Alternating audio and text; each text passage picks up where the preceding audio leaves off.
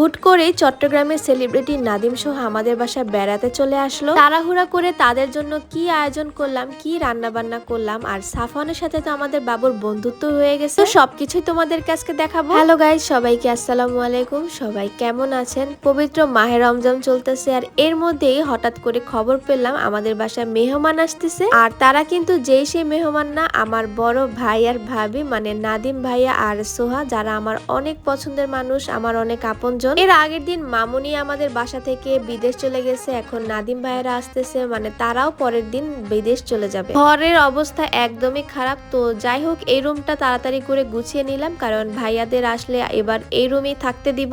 বিছানা গুছানোর কাজটা মামুন অনেক ভালো পারে, তাই ওকে দিয়ে সবসময় আমি বিছানা পাটি গুছায়া থাকি। আমার হাজবেন্ড মাশাল্লাহ মাশাল্লাহ আমার ঘরের প্রত্যেকটা কাজে এখন অনেক বেশি হেল্প করে, এই জন্য অনেক বেশি ভালো লাগে। যাই হোক, ভাইয়ারা কিন্তু চলে আসছে, তাও ইফতারের আধা ঘন্টা পরে। তো হাতের কাছে যা যা ছিল তাই একটু নাস্তা পানি দিলাম। আর এদিকে সাফওয়ান আর মুহাম্মদ তো পুরা বন্ধুত্ব হয়ে গেছে। দেখেন, তারা একসাথে বসে টিভি দেখতেছে, আর দুজনেই কিন্তু অনেক বেশি দুষ্টু। মুহাম্মদ তো এখন ছোটাছুটি অনেক বেশি করে, সে ঘরের কোনো জিনিস আর স্থির রাখতে দেয় না, সবকিছু নিয়ে নাড়াচানা আর আগ্রহ তার অনেক বেশি। একটা মিনিট যে স্থির হয়ে বসবে সেটা আর এখন আর মুহাম্মদ বসে না। যাই হোক, এরপর আমি দেখলাম ভাই আমাদের জন্য অনেক কিছু নিয়ে এসেছে। দেখেন, কেক, বিস্কুট, চানাচুর, অনেক রকম ফলও ছিল। এখানে ছিল আপেল, কমলা, মালটা, আরো অনেক কিছু। যাই হোক, সবকিছু আমি গুছিয়ে গুছিয়ে রাখতেছিলাম, কারণ আমাকে তাড়াতাড়ি রান্না বসাতে হবে ভোর রাতের জন্য। বেশ কিছুদিন হয়েছে আমি কোনো রান্না বান্নাই করি না, মানে বাসায় মেহমান আসলে রান্না বান্না করা হয়, এছাড়া রান্না বান্না একদমই করা হয় না। তাই আমার হাতের রান্নার যে হাতটা, সেটাও ঠিক মতো হচ্ছে না।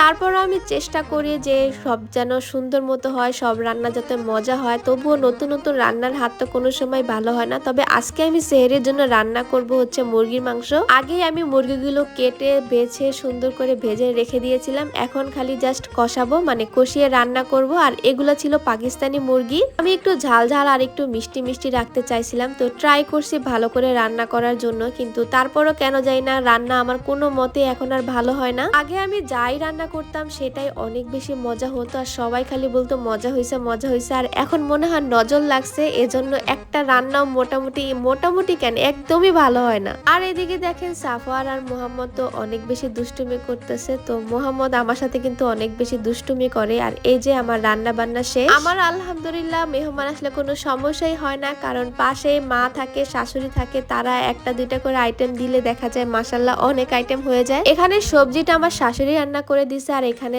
লাউ আর মাছটা আমার আম্মু রান্না করছে, আর আমি রান্না করছি মুরগি আর ডাল। যদিও আমার রান্নার চাইতে আমার আম্মুর আর আমার শাশুড়ির এই বাঁধাকপি ভাজিটা ভাইয়া আর আপুরা কিন্তু অনেক বেশি পছন্দ করতেছে। ইনশাল্লাহ রান্না করতে করতে একদিন আমার রান্নাও অনেক বেশি মজা হবে। এখনো তো বয়স অল্প, রান্না বান্নার কিছুই যাই না, আর ওইরকম ভাবে রান্নার চাপটা ঘাড়েও আসেনি। আজ এ পর্যন্তই, আল্লাহ হাফেজ।